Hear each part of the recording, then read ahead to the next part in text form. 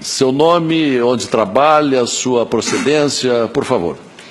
Me permita falar de pé, excelência, porque a minha cadeira aqui está estragada.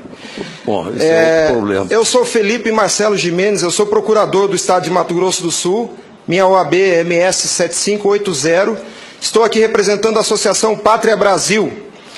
E não é propriamente uma pergunta, excelência, eu quero usar uma expressão lá da tua terra. Nós somos advogados, o senhor é advogado, eu sou advogado, e quando esses cientistas falam da tecnologia da informação, nós ficamos mais perdidos que Cusco em procissão. Essa é uma frase muito dita lá. Pois é.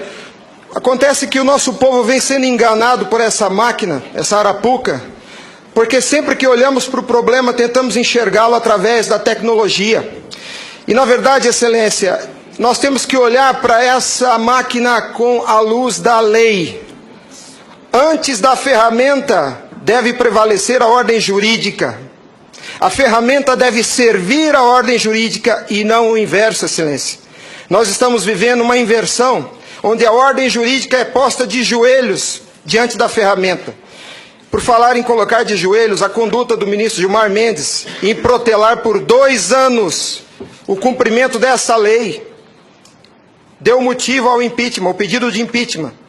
E eu vou mais além. Me parece que, na verdade, a conduta dele configura o crime de prevaricação, porque se omitir na obrigação do ofício é prevaricação. O que está acontecendo aqui, excelência? Um dos pilares da República está sendo quebrado. Nossa democracia e a cidadania desse povo está sendo violada, desrespeitada. No entanto, eu quero lembrar que uma frase de Billy Graham, um homem que dedicou 99 anos da vida para o bem do próximo. Ele dizia: a coragem é contagiosa, e o senhor está vendo aqui só alguns dos corajosos que se levantaram. Há uma onda gigantesca sendo levantada nesse país, um tsunami que vem em direção a Brasília. Os cidadãos estão indignados. O Tribunal Superior Eleitoral não pode recusar o cumprimento à lei. Se fosse uma ordem judicial, o senhor, excelência, não teria o direito de cumpri-la parceladamente.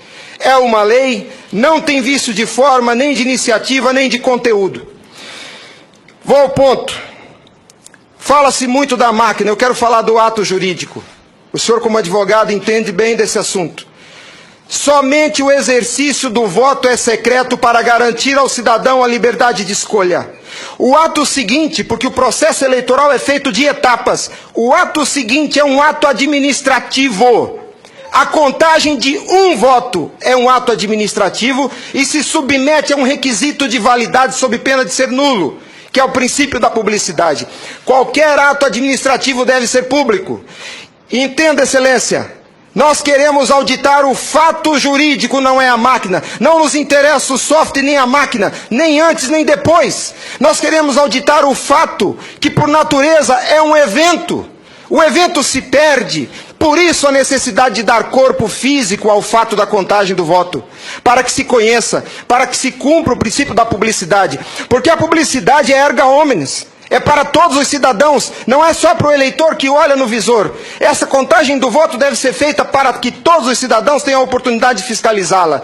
E não é a contagem de milhões de votos, é a contagem de um voto, de cada voto é um ato administrativo, e será nulo se não for público. Há vários princípios constitucionais que vêm sendo quebrados desde que a Sarapuca foi inventada lá em 97. A cidadania, a publicidade, a moralidade, a legalidade e a própria república, porque nós cidadãos não temos sido respeitados na nossa escolha. Nossa escolha só será respeitada se ela for retratada no corpo físico da impressão para cumprir o princípio da publicidade. O exercício do voto é secreto, mas a contagem deve ser pública. E qual que é a artimanha da urna? Ela estende o segredo do exercício até a última etapa. E o sagrado BU, eu vou usar uma expressão de alguém, eu não lembro quem é o proprietário dessa frase.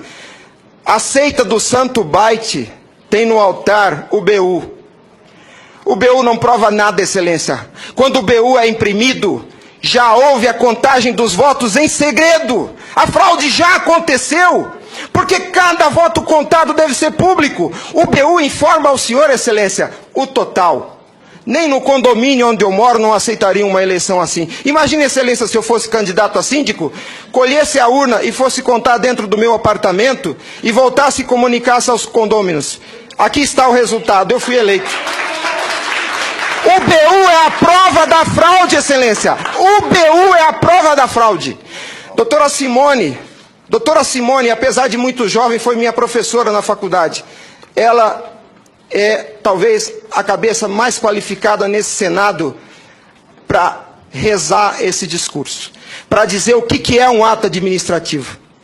Gostaria que ela estivesse aqui. O que acontece? Nós estamos sofrendo uma violação dos princípios republicanos, dos princípios constitucionais e principalmente, excelência, da cidadania.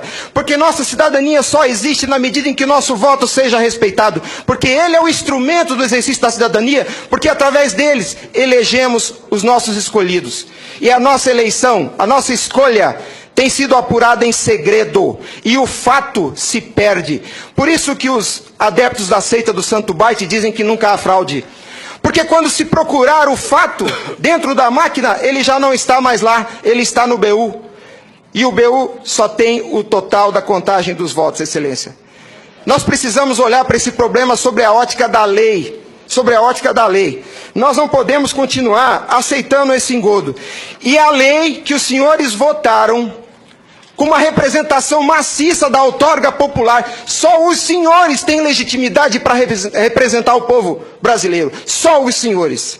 Os ministros da Justiça não têm essa legitimidade. Eles estão usurpando dos senhores as suas competências.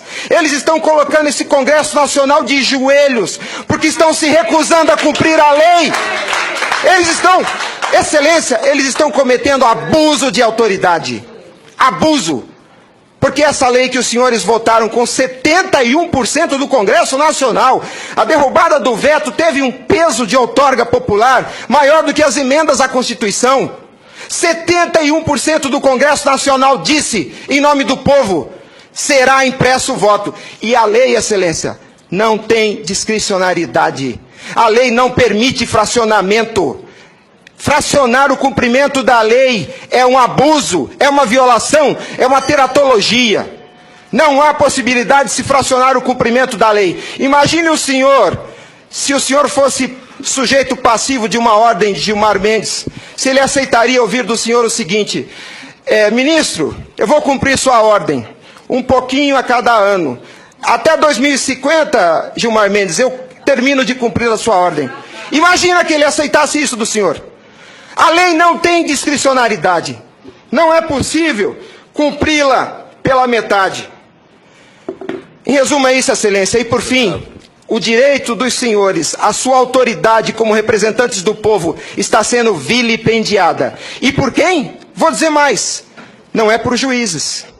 Os ministros, quando sentam na cadeira do Tribunal Superior Eleitoral para administrar esse serviço público, que é a eleição é um serviço público, não é jurisdição, não é um ato jurisdicional. Quando eles lá, sentados em seus gabinetes, estão administrando o processo eleitoral, são administradores sujeitos aos princípios constitucionais, como qualquer agente do executivo.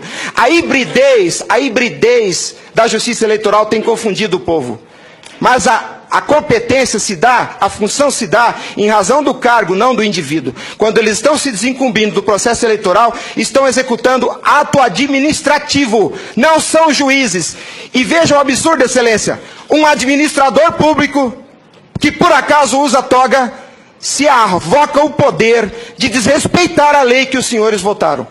Nossa república está à beira do abismo.